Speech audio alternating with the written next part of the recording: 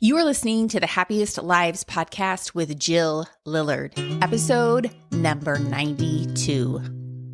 Welcome to the Happiest Lives podcast, where you'll learn to think better, feel better, and become the woman God says you already are. Here's your host, Jill Lillard. Hey, everyone. Welcome back to the Happiest Lives podcast. Today, we're diving into the topic of receiving feedback. This episode is the last of our series on forgiveness and reconciliation, where we've explored the difference between forgiveness and reconciliation. So forgiveness is something that you can do. It doesn't require the participation of another person, whereas reconciliation is a process that you're inviting someone else to. You are asking the question, can we rebuild trust? What does it look like for this relationship to move forward in a peaceful way? And last week, we talked about how to approach someone when you've been hurt with the goal of rebuilding trust, and specifically how to give feedback. Today, we're going to talk about receiving feedback, and receiving feedback isn't always easy. It's common to feel emotionally flooded or defensive. We might find ourselves rushing to defend our actions or spiraling into thoughts like, I'm a terrible person. But here's the thing. When we make feedback all about our worth and value, the conversations stop being about the situation and become about us. When we shift our mindset when someone is giving us feedback, what if we make it about the specific circumstance they're describing? What if we got curious and slowed down enough to hear what they're actually saying rather than making it mean we're failing somehow? And that's what we're going to unpack today. And since receiving feedback often leads to an apology, we'll also discuss how to offer a meaningful I'm sorry. So why is receiving feedback so hard? It can feel uncomfortable and even threatening at times. When someone expresses that they've been hurt or upset, our natural reaction might be to get defensive. We want to explain ourselves, and we may want to shift the blame. We may go from blaming to shaming. Why do we do that? Well, because it feels like our identity is being questioned. We might think things like, I failed. They think I'm a bad person. This feels like an attack. However, when we focus on protecting ourselves, we are missing the opportunity to really hear the other person and grow in this relationship.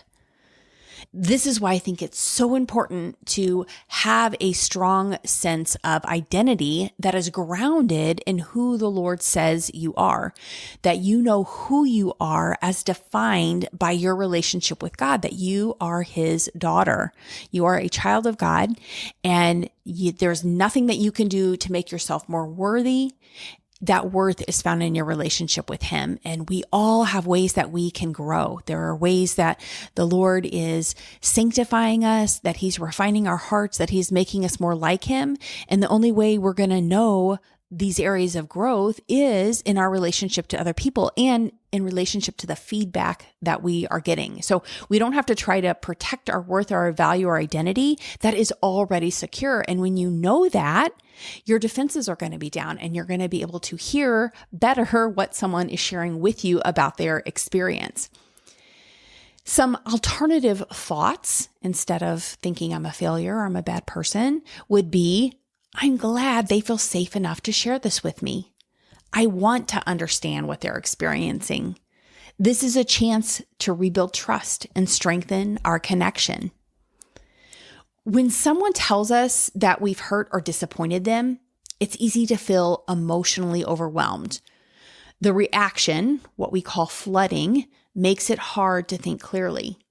We might start overthinking. When the focus is on who we are, whether we're a good or bad person, it's hard to actually hear the feedback. But when we make the feedback about what happened or what the other person experienced, it becomes easier to separate the situation from our sense of self.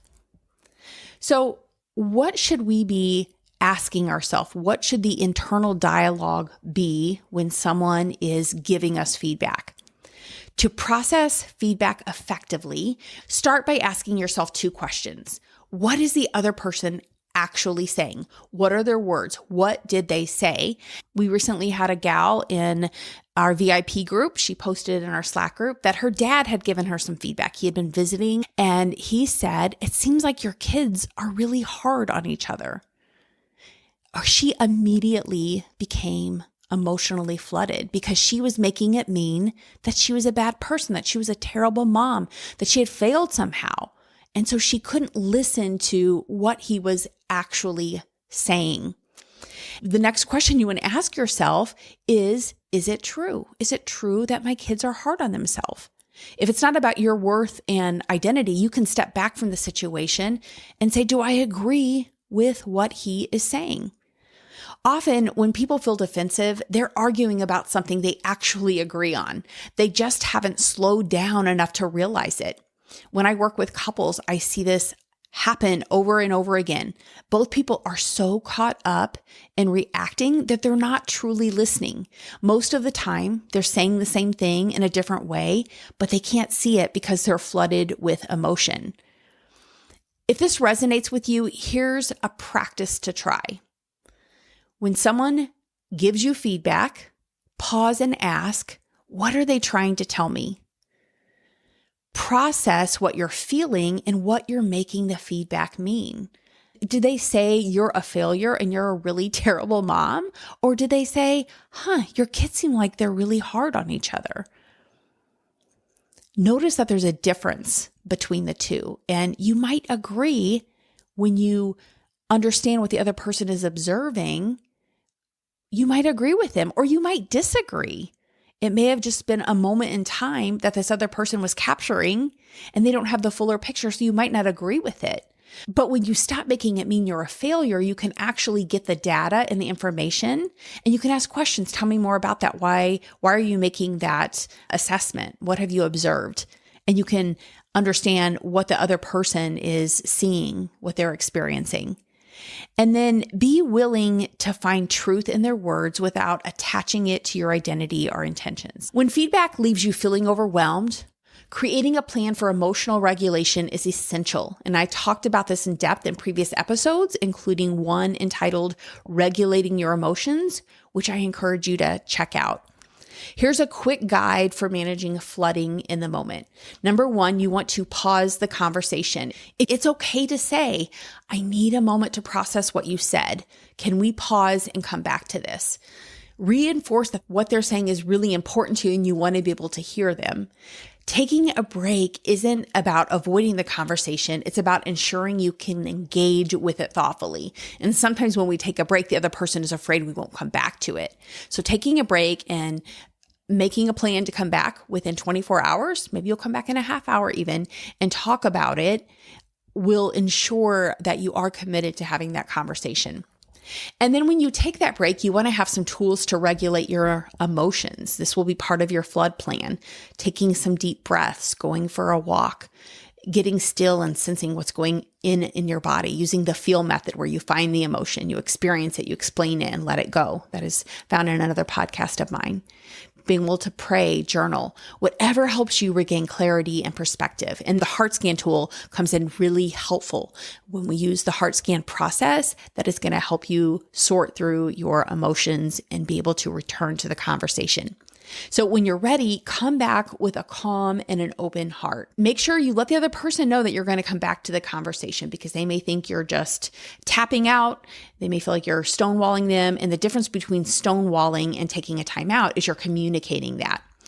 When someone shares feedback with you, start by getting curious. Instead of reacting, take a deep breath and ask questions that are going to help you understand their perspective. For example, what are you feeling? What are you believing about the situation? Can you help me understand more about how this impacted you? This approach shows that you value their experience and want to understand their story. It also helps you avoid jumping into defensiveness, which can shut down the conversation. And in doing heart scans, when you do heart scans on paper, as I've taught you, you also learn to listen using that process of the model. And you can separate what are the circumstance, what are the facts that we all agree about, and then what are we each making those facts mean. And our thoughts may vary because thoughts are optional, but it doesn't mean that we dismiss their thoughts and they're not important and the facts are only important. It means that we're curious about their thoughts and maybe how our thoughts might not match up. Here's an important truth. The other person gets to have their thoughts and feelings about the situation, and you can't control that. They get to think whatever they want to think. You might not agree with their perspective, but dismissing or arguing with their emotions only creates more distance. For example, instead of saying you shouldn't feel that way, try saying, I hear you and I can see how you'd feel that way. This creates space for their feelings to exist, and it helps them feel seen and heard. Allowing someone the space to feel something as long as they need to will give them the space to process through that. When people feel dismissed or invalidated, they tend to hold on to their pain even tighter. But when we allow space for their emotions, we set the tone for healing and reconciliation. Now, let's talk about what often goes hand in hand with receiving feedback, which is offering an apology. An apology is more than just saying, I apologize.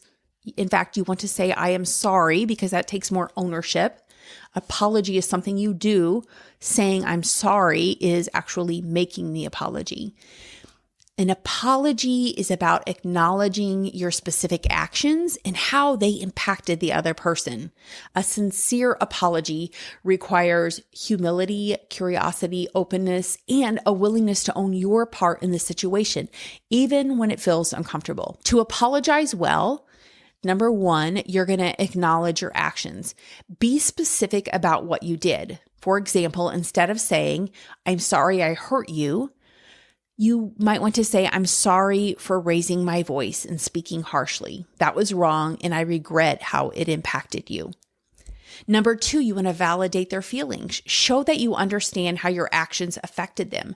For example, I can see how what I did made you feel unimportant, and I'm truly sorry for that. And number three, express genuine regret. Let them know you regret your actions and are committed to doing better. For example, I deeply regret how I handled this, and I want to work on being more patient and thoughtful in the future. When you apologize, it's important not to shift blame or make excuses.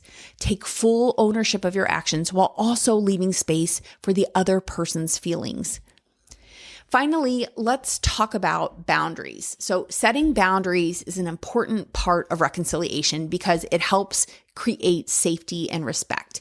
But boundaries are not about controlling the other person. They're about managing yourself. For example, if someone is yelling at you, you might say, if you yell at me, I will remove myself from the conversation. Now, you may not have to jump to this boundary. You may first ask, can you say that another way? Can you say that without yelling?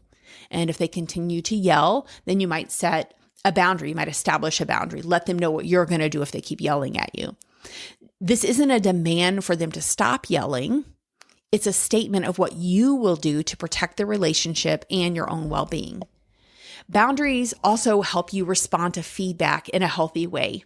If someone shares their hurt with you, instead of making it about your identity, I'm a terrible person, you can acknowledge the specific action or behavior that caused pain.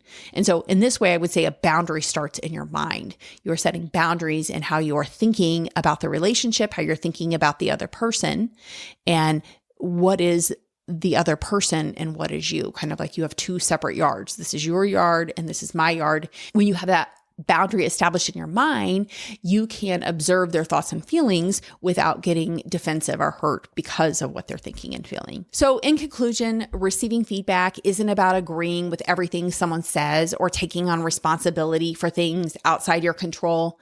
It's about creating space to listen, reflect, and respond thoughtfully.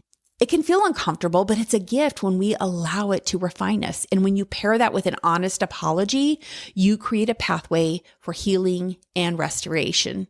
Reconciliation isn't about being perfect. It's about being willing to grow. And when you receive feedback with humility, apologize sincerely, and make room for both of your feelings, you create an environment where trust can be rebuilt and relationships can deepen.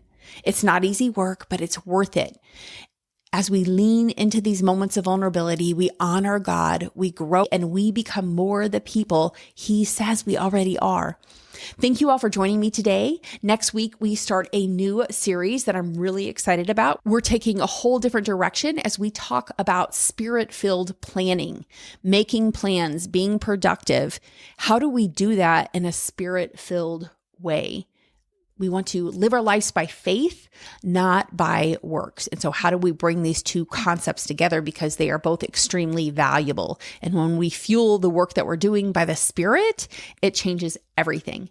Until then, remember, in a relationship, you are both usually right and you are both usually wrong. May you continue to approach your relationships with grace, humility, and love, and a heart that is open to becoming the woman God says you already are. Hey everyone, I have some big news.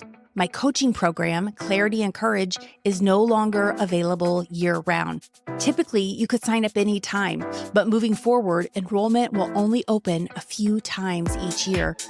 Good news is, right now, enrollment is open, but only until January 15th. I'd love to coach you on your specific concerns during a live call.